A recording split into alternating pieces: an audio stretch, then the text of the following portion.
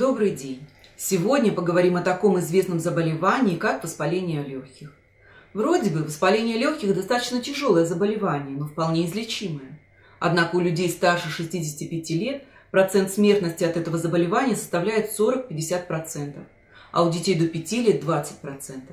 Согласитесь, это достаточно большие цифры. Легочная болезнь очень коварна, она стремительно развивается, при этом успешно маскируется под грипп или классическую простуду, отчего распознавать ее не всегда просто. Существуют различные формы пневмонии. Я вам опишу наиболее выраженные симптомы, присущие разным ее типам. Если вы у себя или близких заметите такие симптомы, немедленно обратитесь к врачу. В начале заболевания появляется сухой кашель, который позже сопровождается одышкой. Кашель непродуктивный и облегчения не приносит.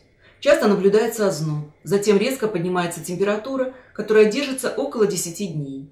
Скачки температуры – один из основных признаков инфекции в легких. При повышении температуры жаропонижающие препараты не действуют. Из-за скачков температуры возникает сильная потливость, особенно по ночам. В связи с тем, что в организме накапливаются продукты распада инфекционных возбудителей и токсины после распада тканей, возникает интоксикация.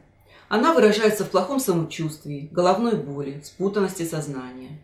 Нагрузка на организм может привести к сердечно-сосудистым заболеваниям, особенно у пожилых людей. Еще одним признаком пневмонии является боль со стороны воспаленного легкого, которая усиливается при кашле и на выдохе. Шея и часть лица со стороны воспаления может покрыться красными пятнами или полностью покраснеть, а носогубный треугольник раздувается и может покрыться герпесной сыпью.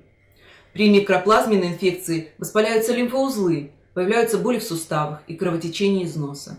Если пропустить начало заболевания, то через 5-7 дней начнется отхождение слизистой мокроты с гнойными включениями или коричневой с прожилками крови. Больной периодически станет терять сознание и бредить. В этом случае немедленно вызывать врача. Следует иметь в виду, что существуют виды данного заболевания, при которых симптомы воспаления легких выражены меньше. В таком случае у больного может присутствовать сухой кашель, ощущение слабости, головная боль и все, но это не уменьшает тяжести заболевания. Поэтому нужно очень внимательно прислушиваться к своему организму, чтобы не допустить серьезных осложнений. Следите за своим здоровьем и не болейте. Всего доброго, до новых встреч!